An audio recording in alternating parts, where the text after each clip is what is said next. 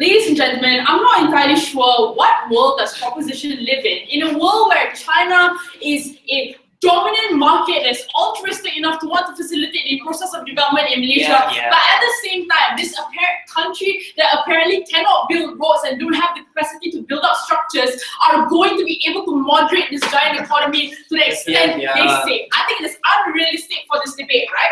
The first thing I'm going to say here is I'm going to answer three things. The first is, does Malaysia really need this sort of infrastructures that Bani was talking about? Secondly, whether or not Malaysia should accede to China's political interest and control? And thirdly, how does it impact China's position in the global market, right? I'm going to firstly properly characterize China, because I don't think we need to believe in the lies that proposition talk about China being altruistic and caring about everyone else, because we will argue they don't give a shit, right? So what is China's end goal? I don't think a lot of the time China's end goal is to ensure economic prosperity in the region and to ensure their economic alliances and ties, but I think what is more likely than not is the fact that China wants to ensure that they're able to profit by being the largest country that's able to dominate the political and economic landscape in Asia, right? So I think that considering that they're profiting from investing in infrastructures in countries in Asia, even though there's no incentive or need for them to do it, I think points to the fact that they want to capitalize on being a global, being able to use a global leverage in that region. No, thank you.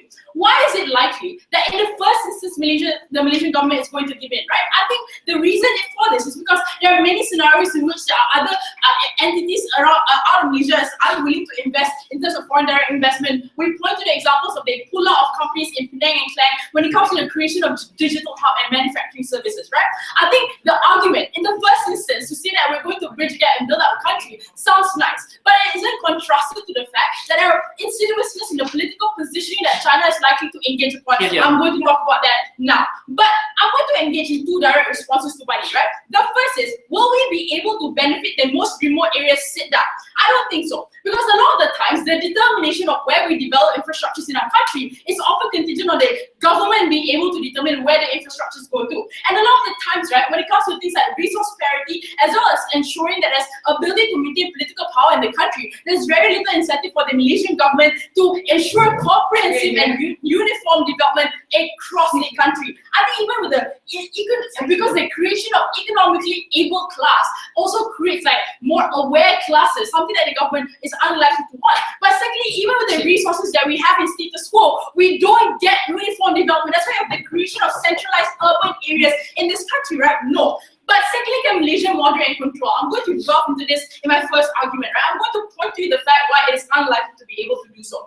I think the first thing, and something that Bani considered in her speech, is that when you build up an economic alliance with China in such a manner, it is likely going to be heavily controlled in your negotiation as well as the processes that follow it. Because a lot of the times, when it comes to acceding to a particular policy that comes from China, that you are going to likely trade off positions of being able to make decisions as to what sort of businesses are you willing to accept to come in. Because a lot of global government-linked companies from China, a lot of construction and manufacturing companies in China, the ones that are more prominent and more economically developed are ones that are more closely tied to the government and linked to the government, right? So it's likely that you have to not only accept Chinese companies, you also have to accept Chinese contractors and Chinese workers. So the economic diversification and growth that Bani says will exist in their world doesn't exist because a lot of the profit goes back to Chinese citizens, ladies and gentlemen. But secondly, right, I think a lot of these Chinese businesses that you love to build up businesses in Malaysia often act as agents for China to ensure that there's an ability for them to economically skew the favor in favor of Chinese citizens, right? We point to the example of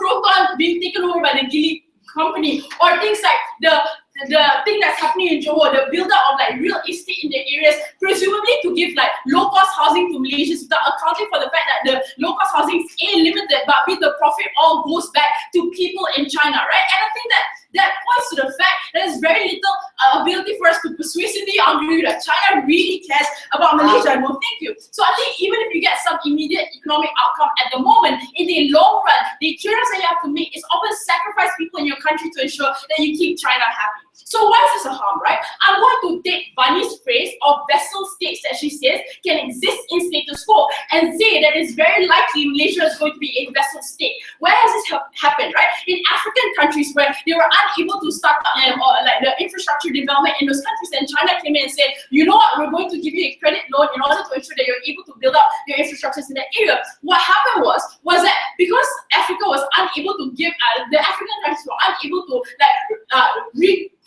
give back the loan immediately to China. What happened was they had to make a trade-off. What was this trade-off? So the trade-offs that they had to accept are things like Chinese businessmen being incorporated into local council. What does this mean? This means that the ability for them to interfere in your political sphere and the ability for them to make policies that are directly skewed. That's why you've seen the shaping of economic policies that directly give back to the people of China as opposed to benefiting people in Africa. I think this is a problem because a lot of the times the presumption that they're going to be altruistic and give back to us at the end of the day will not exist. But secondly, can we diversify our economic alliance, right? The reason why it's likely that we're going to give in many instances and not want to try and balance out this negotiation is because the capturing of China over the markets that we currently have. Because the argument is China's the biggest market in the world and we should be tapping into that market without contrasting the fact that presumably we are going to get lost in subsumed in that market. Especially when we look at the fact that it is very difficult for us to be able to negotiate in other trade agreements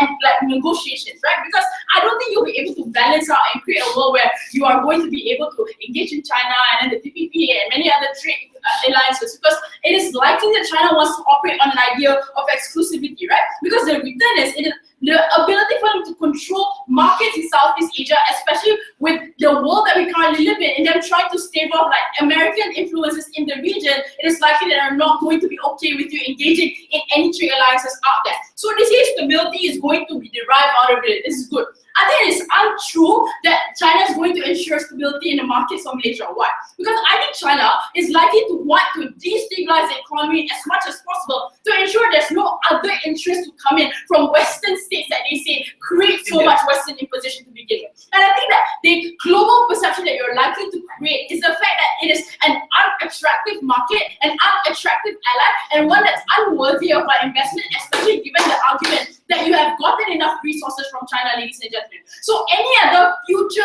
economic or social or political alliances that Malaysia can be party to in a world where we have a future TPPA, it is likely that we're going to be turned away because we are guilty by association of accepting resources from China and not even being able to moderate the position of China, because notice no analysis was provided as to indicate why Malaysia, who apparently need the resources so damn much, is going to be able to moderate this economic giant. Yeah. Maybe I'd call upon a deputy prime minister to extend government space. Yeah.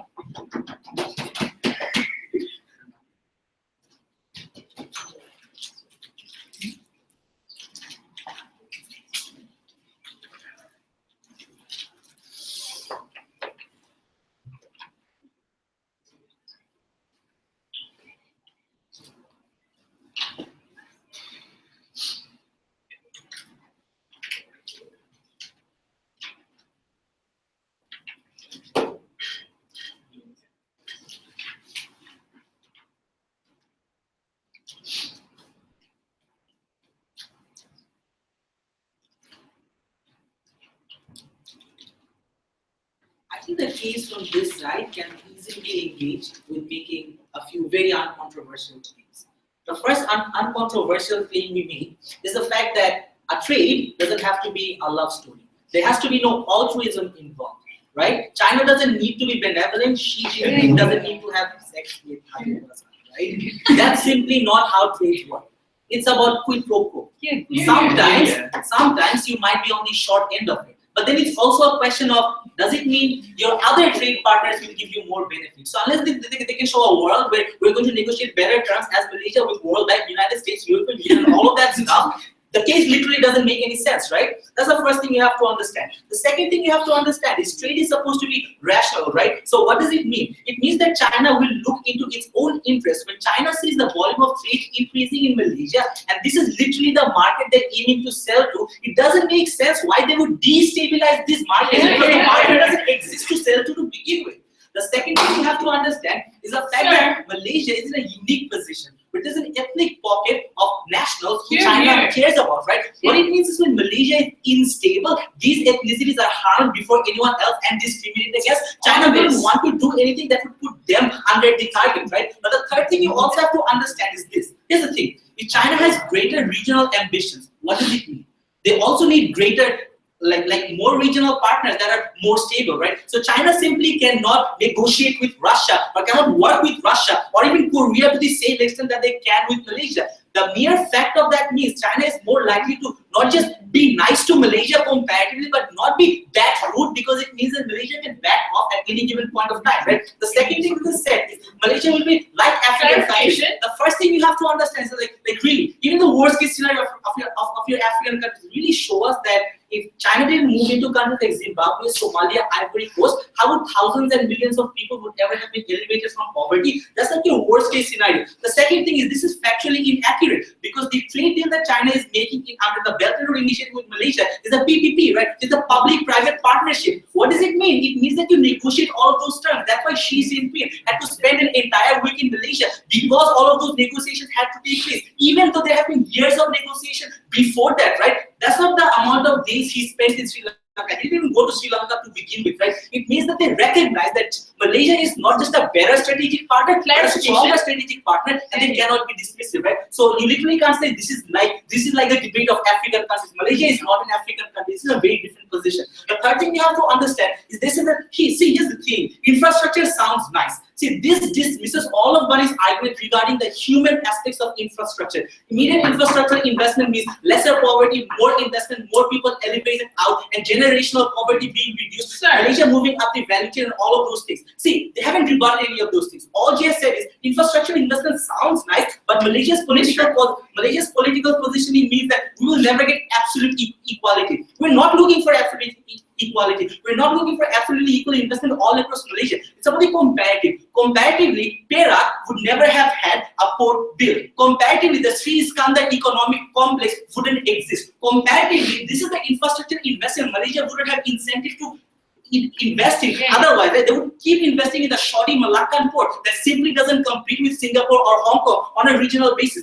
These are the comparative advantage we have under our side. They don't have. What's the comparative, right? But the final thing is, it means that all these Chinese construction companies will flood in. Why is that any different from that time? World Bank funded the network of underground tunnels in Malaysia and German companies flooded in, right? What's the argument behind allowing these companies? The argument is very simple. We're investing billions of dollars in your country. We want to make sure the homes don't start breaking up after 10 years. We want to make sure the best construction companies are available. Here's the thing. But the second response to that is, even in the worst case scenario, you have to employ Malaysian engineers. You have to employ Malaysian raw materials. Not because China is nice, but because it's cheaper, right? It's really difficult to shift in billions of tons of raw materials from Guangzhou province. It simply doesn't make any sense. The economic rationality means a rational China will benefit Malaysia. But the third response is really important. This debate is about perpetual benefit. Even in the worst case scenario on their side, the point at which a Malaysian port is built in Perak that is able to compete at par with Hong Kong and Singapore, you get all those perpetual benefits of more trade flowing in, more FDI flowing in. And how do you ever compete with those perpetual trade benefits if you're never able to build that port to begin with, right? But here's me moving back into arguments, but before that. So the premise of your case is the human aspect of diversifying economy and ensuring that the humans here have the economic opportunities, but you also just considered that you're very willing to transfer businesses from China and contractors because by virtue of them being better on whatever scale. Yeah, it's good. We're happy if Malaysia gets $100 billion of new investment, 20 billion goes to China, we still have a net of 80 billion. That's how trade works, right? It's like quid pro quo. That's literally the argument from our side, right? So essentially, here's two more things that we contribute from our side. Malaysia, here's the thing, our case was very nuanced. We told you Malaysia is a very stable economic partner. What does that mean? It means that Malaysia can always access to a myriad of other treaties. Here's the thing, there's only one country in Asia that can trade with North Korea, Israel, and Iran. Malaysia. There's literally no other country. Here's the thing, Malaysia has historically signed all these really strong trade agreements that Malaysia will never get out of, right? But secondly, even the West considers Malaysia to be one of those countries that's like, Singapore, isn't rude to people, isn't rude to people, right? It means that Malaysia has all these historical bilateral and multilateral treaties that aren't going away. The third thing is Malaysia is one of the key Asian economic centers. It means all of these put Malaysia in a stronger negotiating position. They haven't rebutted that argument, right? It means you can have stronger economic terms. But the second thing is they also have been engaged with the alternative, right? Why is it Malaysia never took a loan from IMF historically? Because of the punitive and tripling interest rates that Malaysia thought was more strategic, and that's why Malaysia one of the best.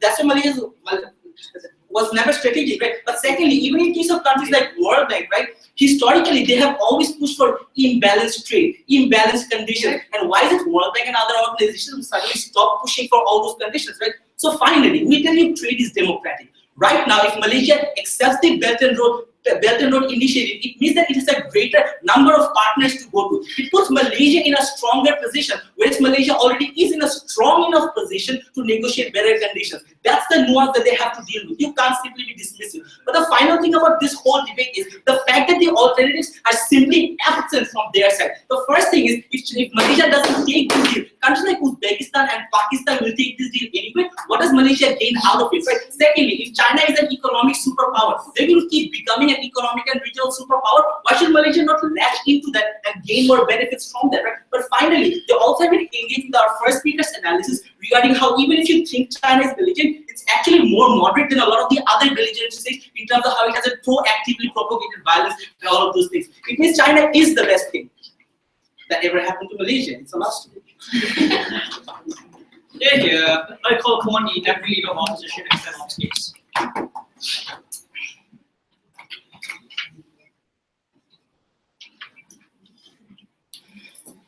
The one thing that my Chinese business parents told me is that, you know, you shouldn't, like, the West is problematic because they have this white complex that they have to worry about. But never ever do business with a Chinese businessman. You know why? It's very hard for me to believe that government's proposal was that they will give and expect nothing in return. And the only thing is that, but it's trade, guys. When Jay has already explicitly told you about the case in Africa, the nuance here is that in Africa, they provided homes, they provided things that weren't there already. And we think that in that instances, even with the creeping of Chinese men into local councils and politics, is still a better trade-off than what we have right now. That's why Jay immediately questioned the necessity of this investment. They say, we need it, you know, guys, because if you extra port, why not? We say, if the extra port comes at the expense of you giving in to Chinese power creep and understanding and undermining your own politics in the long run, we think that that's never a valid trade-off. I have three extensions in my speech. Firstly, on why the state, and specifically the coalition government, will be able to dictate where the development takes place. Here is not Sabah and Sarawak. Secondly, why we talk about already problematic democracy and make sure that we have no way out, because now we're heavily relying on a person that's more than willing to support a problematic government if it means that they can get trade. And thirdly, what necessarily happens in the long run when you lose your sovereignty and also you're having a brain drain. But before that, a few rebuttals. Firstly, let's analyze this economic breakdown because we have to get rid of this myth once and for all. I'm not saying because I'm a banker I know more, but I think so. Yeah, I know more. So firstly, they say, we build more ports. Do we really need ports? That's the first question that we need to answer. Firstly, we need to understand that Malaysia in Wawasan 2050 is moving towards the service sector. Meaning to say that we are okay with, for example, not already having ports. And obviously the government, if they really think that it's necessary for them to have ports, why wouldn't they invest in the first place? I think that's one question the government is unwilling to answer, besides saying that, oh, they can't. So, and also the country that can't somehow can control China. But also we say that the beneficial is that you get a short-term benefit of actually having more ports. But the long-term harm is that you lock yourself into the manufacturing sector, which is already dying down across the world. You're unable to diversify into the service sector, which is basically what Malaysia needs right now. Meaning to say that all the benefits that they have, sure, good. But in the economic boom and bust, we'll forever be stuck in the bust because we simply cannot get out of the economic diversification that we need so far. But also analyze how is it that we're able to have leverage over China. The three main exports of us, oil, we're barely in the top 20 oil producing country, we have no leverage in that. Like bauxite, aluminium, this is basically what China wants. We are running out of mines as well, like the history books that you read about, you know, all those mines, we are running out of tin and aluminium. Thirdly, palm oil. China doesn't source their freaking palm oil from Malaysia, they source it from Indonesia. So I really don't see in what world are we able, as a small country, you can't even bring freaking roads in, like kampongs are able to then hold China to a language when it simply doesn't make sense. But this ludicrous argument, you know, we have Chinese here, China will take care of us, like this is like National 2015 back motion, by the way. So let's go into that idea. The people who China are actively screwing up the most are A, Tibet, B, Taiwan, C, Hong Kong. What is the similarity, yeah? Oh yeah, they're all Han Chinese. Basically, China gives no shit about caring for the ethnicity that means that they want them to be able to forward their political goal. Trust me, I'm Chinese, I'm speaking. So secondly, talking about why necessarily is it that? Malaysia will not be famous because we have trade, we have like everything that we need. Singapore exists, you know. Like you can't ignore that Singapore is able to invest and provide everything that we have at the same time not being dependent on China. Meaning to say that at any point of time, even if the best scenario that Malaysia get those trades, who are the people holding the strings? China. Meaning to say that all sorts of policies and the trade direction that we go to in the 5-year marketing projection or the 10-year market projection, sorry, we're getting lost, will always be tied down to what China thinks is going to be achievable in the long run. Meaning to say if China wants to produce more iPhone, they will build freaking like iPhone stations and Foxconn, they will build a base here. If they need anything, Malaysia doesn't have a state. Meaning to say that if the people here are not ready or people here have aspirations to be other sectors, they can't do so because China is now freaking controlling and dictating where the job market will go to. So we think that's a bad trade-off. But yeah, this hilarious thing also, perpetual benefit. Debate 101, there's no perpetual benefit, yeah? So we think it's going to be a short-term benefit and we consider that. But in the long term, you're giving up so much of political sovereignty, we think it's not a worthy trade-off to take.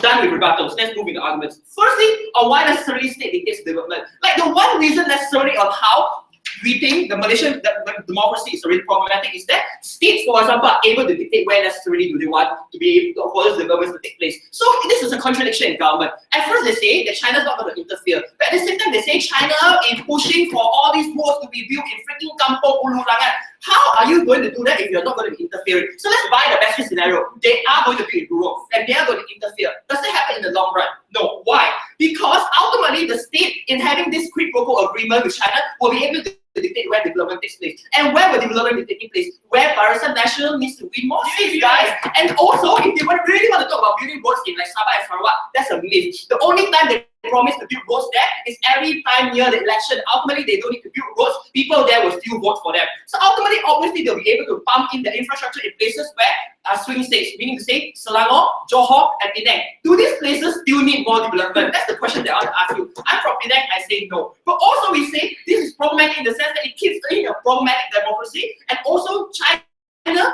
necessarily means that they'll be centered around places that need growth, and ultimately these are not people who need the development the most. So at the same time, it's an opportunity cost. In trying to pump up the economy here, you neglect all the rural areas that you so say want to protect. We think that they fail the main proving why it will go to those places. Secondly, a problematic democracy. So the thing about the African example is that yes, the scale of the benefit is different, and that's going to be good on our side. But the methodology of them having this form of relationship is still the same.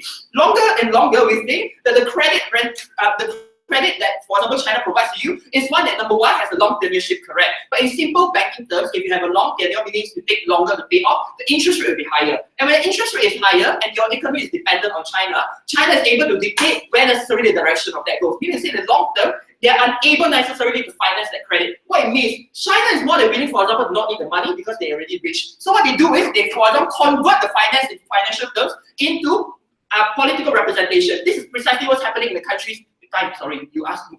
So this is basically what's happening, for example, in places like Africa. So they are willing, for example, to trade up or convert some of those financial obligations into political ones. Meaning, Chinese businessmen are not actively entering into the local councils and deciding where they want. So we think that ultimately that's going to be bad, because what it means, that state of Chinese interference in local politics is that it's going to be consistent with what they want. From previously, when we have MNCs, for example, who are able to at least have some form of track record of having better human rights, we now have China, which in the long run has, or it's okay with child labor, it's okay necessarily with like not caring about human rights. So we think there's no reputation or no reliability to ensure that the labor market in Malaysia is protected off. So we think that the human cost that you want to protect is going to be gone. But lastly, about this brain drain argument, it is so damn true that China really cares about the Chinese ethnicity. Do you think they really want this Chinese people to stay in Malaysia? Like the fact that the bamboo network exists is to know, build a bamboo and then channel you all the way to China in order to work for them. So we think in the long run, that's a net loss to Malaysia in all fronts. Never be prouder to go against China. Yeah. Okay, I'd like to call upon the first speech of this debate with.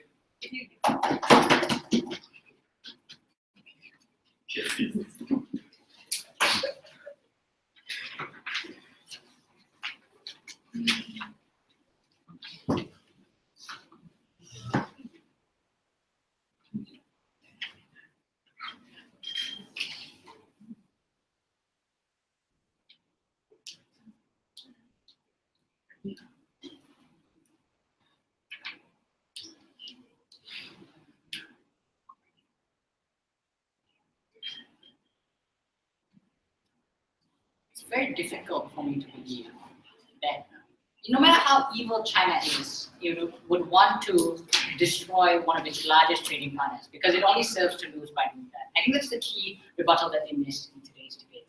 There's a few things that I want to point out before I go into my two issues. So firstly, what does China really want, right? Because ultimately they've been telling us China wants to derive profit from being the largest industry. They want to be like this economic superpower. But here's the thing, right? The only way that they can achieve that goal, and even if that goal is true, the only way they can do that is by not screwing over other countries. Because that necessarily means they're dependent upon you for economic exports or imports, or even if you say like brain drain, which I will disprove, you're still dependent upon them for services, for that port, for that hub.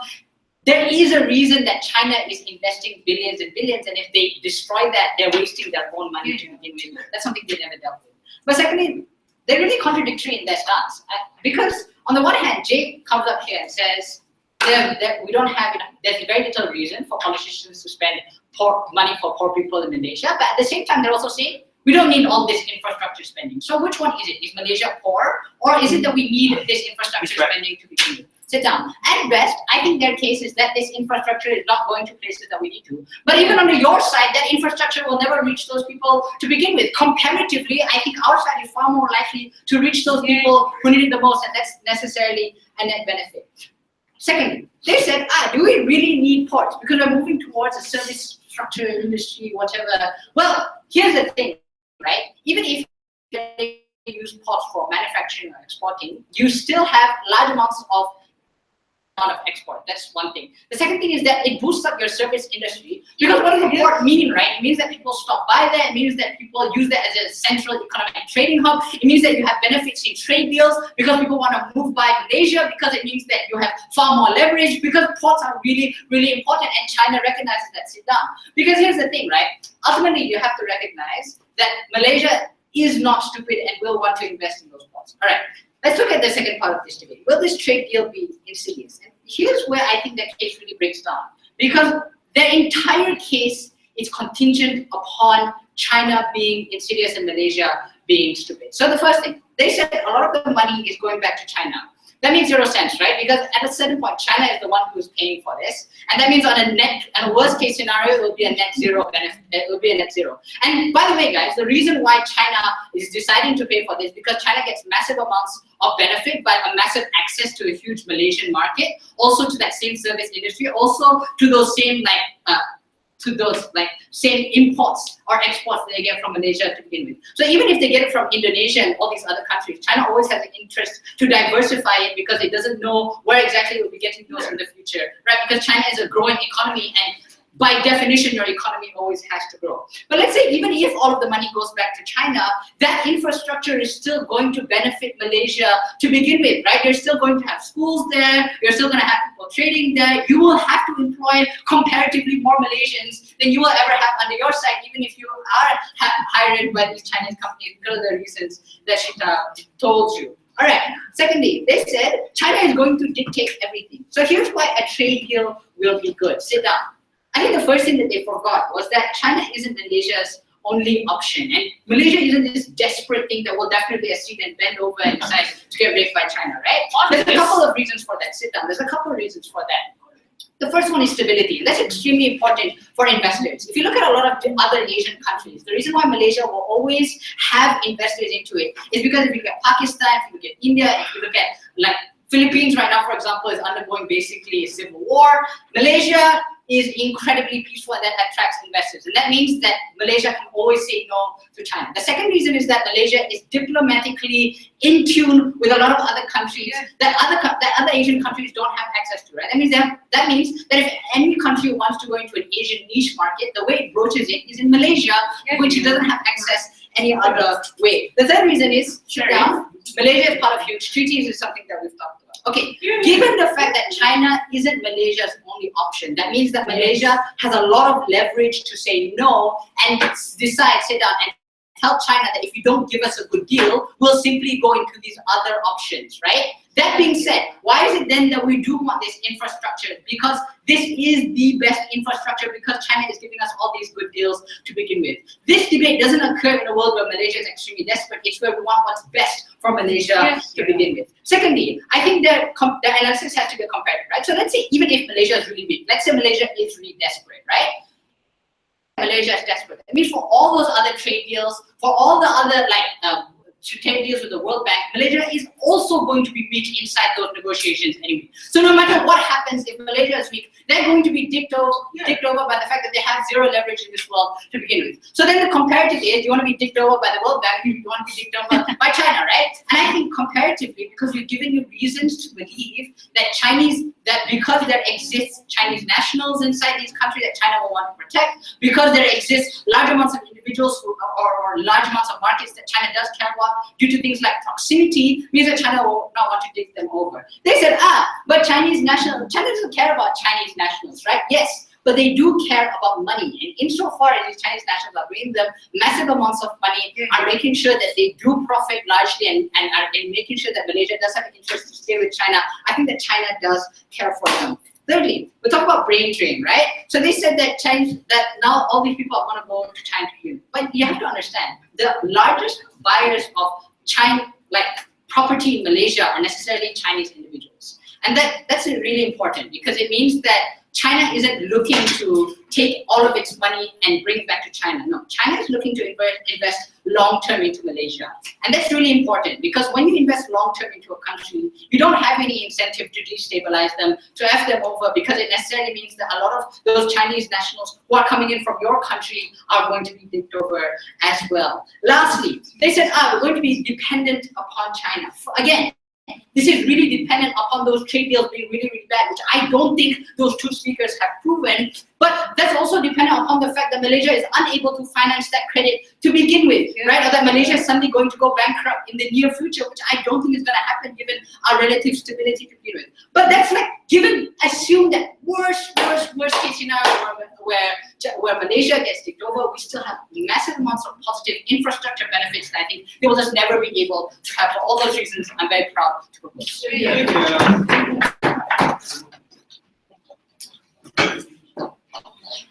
I'd like to call upon the last speech, 6, up with. Yeah.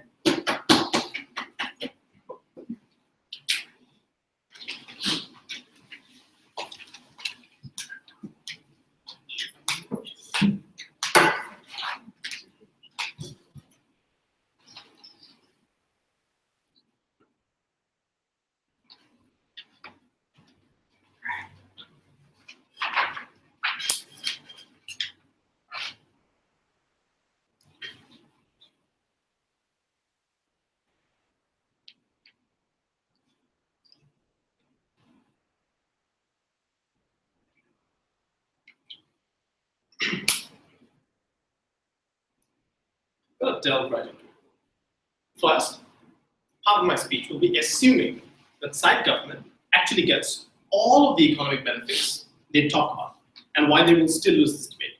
And then I will go into their actual case, which is about telling you why economic development won't happen to begin. So first, let's assume the infrastructure development they said would happen actually happens. Why is the trade-off not worth it? So we told you a bunch of things will happen. China will have a lot of political say, human rights abuses, your sovereignty from Pacific Islands. They had a few responses. First, they said, but Chinese nationals exist, which means China doesn't really want to screw you over.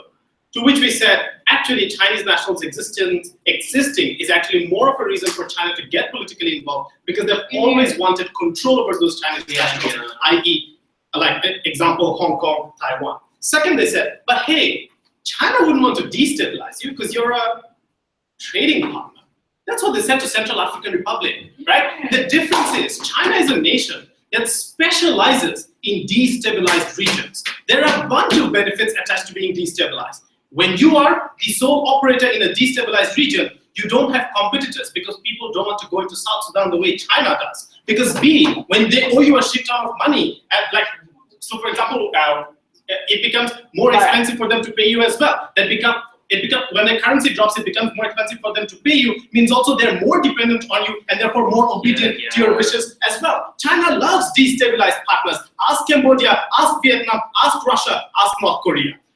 Second, ladies and gentlemen, is this. Then we come from a perspective of Malaysia. This is where shit gets real, right? So they're like, so Shita, massive benefits will accrue, so like we can give them massive benefits as a country, and that's why we can have leverage over China. But Bunny says, hey, we are a puny market compared to Sri Lanka and Pakistan, and China will very quickly go to those markets anyway if we say no, and we cannot afford to lose this opportunity because we're a small nation. Sharif says, hey, we are really great because like our geographic region is amazing. Like we're not really that dependent on them. i.e. that also eats up all of the economic benefits they talk about if you're not really that dependent on them. But then they're also then rebutted by, who was it? One of them, who then literally said, we don't have money to pay for our like kampung, like roads and shit, right? In that instance, if you're really that small of a country that is struggling with infrastructure development, you cannot on the same hand argue that you're such a great economic power with diplomatic ties to everyone that necessarily you can build all of that. So I think that you must consider Malaysia's ability to gain leverage is limited. But let's assume it's not. Let's assume Malaysia can have some leverage over China. We would contest the political will of the political elite in this country to even use that leverage for the greater good. No, thank you. We think in the world where China comes in, you have all of those arms. I don't think Malaysian politicians have a big problem with being able to give China a lot of political say if they get individual benefits from those kind of nations, something that Western partners would not give them. Second, human rights abuses. I can't believe that they have not so far responded to the argument of human rights abuses, right? This literally, like, it's like they don't give a shit about people and political dissidents. Like, oh, like some roads will be built, great, right? But the cost of blood was never worth it. The third thing we told you was the issue of Spratly Islands. One is preemptive response, like our sovereignty at stake. They're like, oh, but like, China only does this as a response to US attack. Apparently, US, like being aggressive towards China, makes China want to take territory from Malaysia. Okay, let's concede that's true. Let's concede that's true.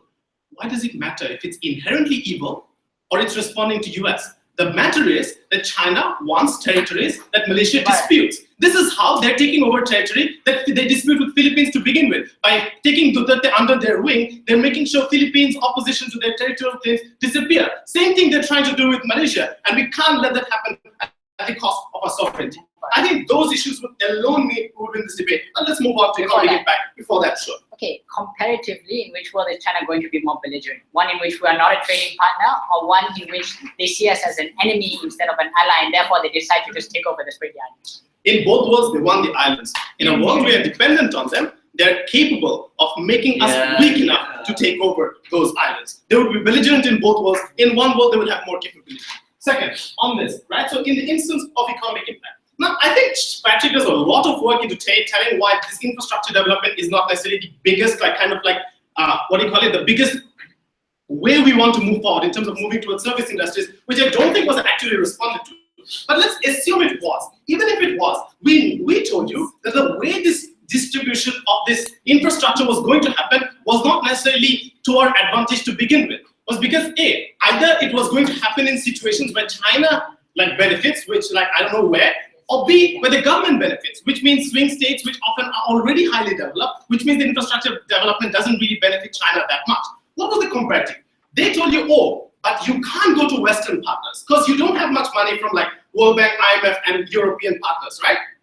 Wait a minute. When they are also the same side, they said Malaysia is a country with shit tons of diplomatic ties with a lot of other countries. So I think we don't have a dearth of investments from other nations, if that's true. But secondly, we would also contest and say that, oh, what was I going to say? Okay, secondly, we will also contest that China taking over and coming up with their initiatives actually means China systematically and having political say limits those diplomatic ties. So eventually, in the long run, we end up with actually having less infrastructural development because China actively inhibits your ability to get investment money from Western partners because they want dominance and dependency of you on them. So we think overall, we lose out last minute. And the next thing that we said, but even if, right? So even if all of these things come in and we concede that all of these benefits happen for them under their side, the final nail in the coffin was the amount of debt accrued as a result of infrastructure development. If we were to get this benefit from abroad, for example, right? If we were to get it from Western investors, a lot of the time the interest rates were controlled. But even if they were not, debt forgiveness was always an option. But when you trade and take debt and loans from countries such as China, they never forgive their debts. They want you to be indebted to them. And they use that as a form of dependency to bark at you in the long run. That's why, even if we were to say economically, all of the infrastructure development only happen through China, in the long run, we become so dependent on them and so debt-ridden to them that can't ever be forgiven. That means even economically, we lose out. We are both. All right, thank you very much. I'd like to call upon up reply. Here.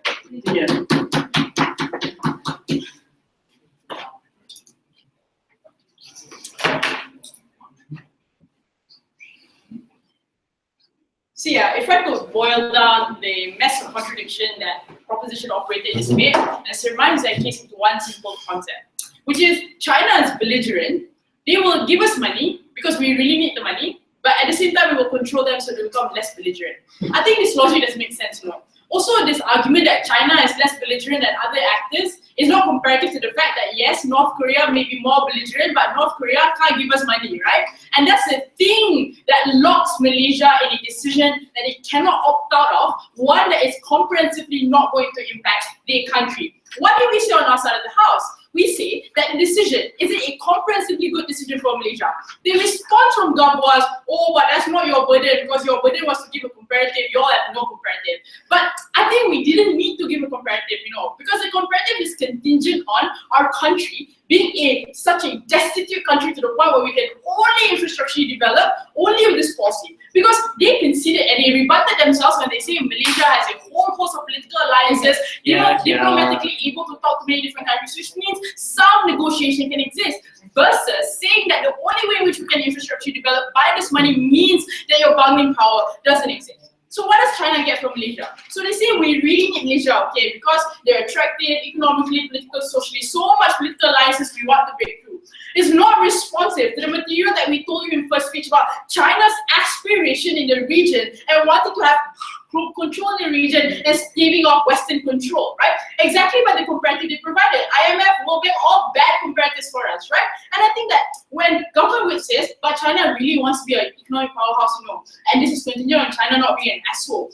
But that's not responsive to the material that we gave you. The amount of political involvement and control that China is likely going to interfere in, especially when you say the amount of investment is so important to China because they're funneling in billions of dollars. Will they be good for you? So we told you many different things. The fact that this specialization that Mubarak talked about, the destabilization of that region to ensure that Malaysia doesn't have any other alternative ally that they can approach you and talk to or participate in any other alliances, or the fact that profit often goes back to the national companies or the companies that are linked to your government, or the fact that the political captures that often hold countries at ransom by saying that at a point where you can't return your credit to us, we are going to be your local leaders, we are going to shape economic policies that directly doesn't benefit you. No response. The only thing that resembles the response was, bro, this is a quid pro quo. But the thing about quid pro quo, right, it's a balance, quid pro quo means I scratch your back, you scratch my back. Not I give you a back massage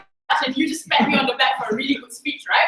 But lastly, will this be really good for Malaysia? So this is based on the premise that we operated on from the start, which is, do we really need the kind of infrastructures that they were talking about? So they went on two different ends. So one is roads and schools, and then ports, So we told you that when it comes to things like roads and schools, the capacity to do these things already exists. Even things like ports, right? Malaysia does have the ability and the resources. The difference is the dissemination of infrastructure and the development of this country isn't unitary, it's targeted and politicized to the places in which benefits the local government. I think in a world where we accept this decision and China's proposal is only going to bolster the government to the point where we're going to obfuscate a lot of the rights of individuals in this country, right? No response. Secondly, on human rights. So they say well, you know what? At least they have jobs, and jobs are really important. In like Shari's speech, you know, the amount of jobs is tantamount to like us being able to save our country. But I think that when it comes to the treatment that China often levies upon the people they say are their own people, they kind of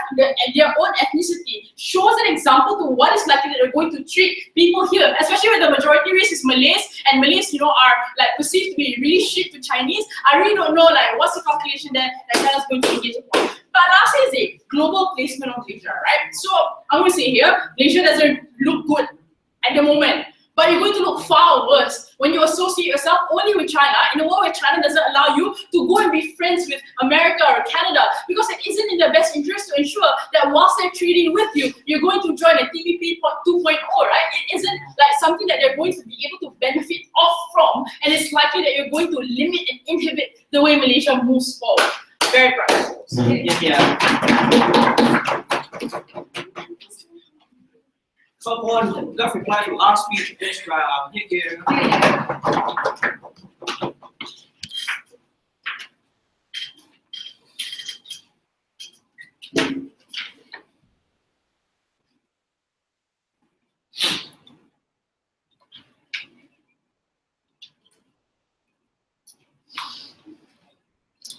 But a very simple case. Equal benefit is a myth in global trade. When Germany funds you, they're going to make sure Siemens comes and builds your underground tunnel. When World Bank funds you, US is going to make sure the bilateral and multilateral treaties support their domestic industries over yours. The question at that point was, A, at what stage is Malaysia in the global socio-economic stage? And B, can Malaysia take the Belt and Road Agreement and benefit from it, right? They never engage with that nuance of how trades actually work. But at the end of the debate, and a lot of this is actually responses to Mubarak, I'm not sure if I should be even making them, but a lot of it is so new, I'll just make them anyway, right? So the first thing you really have to deal with is the question of destability or development, right? Mubarak makes this brilliant argument, good, but in the way, China is able to destabilize African countries because they're the sole operator. Being the sole operator allows them to destabilize African countries. See how that is a rebuttal based on the premise we gave? In Malaysia, China will never be the goddamn sole operator. We've given you all the historical reasons why, all the trade agreements that exist, and so far, all those don't go away. China will never have that competitive advantage. So this is all about marginal power. We agree, in the quid pro quo, it will never be 50-50, but marginally, it will be 30 or 40, and that's 30 or 40 you're not getting from World Bank or anyone else, right? So here's it. So that's the first thing you really have to understand, right? The second thing is, they said that, oh, we don't even need it, right? Like, there's going to be all these political harms. Look at how the argument stops there, and that's an assertion. Versus we told you how we need it. New road means new investment, new infrastructure, new economies that didn't exist before, new economic zones that didn't exist before. These are literally things that are created out of nothing, right? These are, so therefore, Patrick, there is no opportunity cost because you don't have that opportunity to begin with under your side. So you have to give us principled reasons why you're okay with this not happening, even if China is not absolutely evil. Those are the arguments they never had, right? But the third thing is, they said that, oh, you know, we don't even need all this investment because you said how Malaysia has all this amount of money. See, the question is, Malaysia has enough money to invest in some things. It doesn't have money to invest in some other things. It will keep trying to improve the Malacca port. On the other hand, the Chinese money allows us to create a new port that's state of the art and competes with Singapore and Hong Kong. We literally gave you that analysis. The point is, why should that not happen, right? So it is not a contradiction, right? Money exists, but there is always opportunity cost, and you rationalize the amount of money that you have, right? But the point at which Perak is not a central economic development region for China, it means that the cost of investment in Perak and the return of investment is much higher for China because it's cheaper, because Malaysia doesn't care about it. So they will move into Perak and create these new economic zones because it's mutually beneficial. It is not a contradiction. This is basic economics and trade, right? But the third thing is, you really have to understand that it's contradictory to the things they said. Because if Jay believes that BN is ignorant to a lot of these regions because they don't have a lot of work and there is a lot of economic inequality, how does that make sense with their argument that Malaysia is enough developed, that we don't need the Chinese money? So it's true, KL is exceptionally developed, but it's also true that while KL can be your service sector hub, Perak can also become the value chain hub and create new industries that would never exist in KL, right? Or would always exist in care. So it's not a question. So it's really clear. There is actually more development on our side. Even if China wants to create this stability, they don't have the incentive. They haven't engaged with all the incentive questions. But even if they have the incentive, Malaysia is able to push back. The second thing is like this whole new argument about human rights abuses and things like that, right? There was no substantiation. Let's say there was. Our first speaker engaged with that by saying that this is also a comparative. How do you moderate China more? We told you a number of things. When China is tied up directly with greater number of countries that are in close geographical proximity, they're more likely to moderate because it means that when the Malaysian market suffers, the Chinese market also suffers. Right? That's a question you have to understand. But the second thing is, we told you, see, here's the thing, China is going to do it anyway. So why is the world better when Malaysia doesn't get this deal and Pakistan and Uzbekistan, by the way, who are also part of the Belt and Road Initiative, get the amount of money that Malaysia is supposed to get? So those are two really strong reasons why you should, like, it doesn't make sense. Like, if Malaysia is taking up, you literally have all these war states taking up these opportunities, and the world is worse off under your side, right? It never has to be about absolute equality. It has to be about the mechanics. Malaysia is strong enough to take this up. It doesn't make sense why we should pass this opportunity ever. I think both sides debate for shake hands.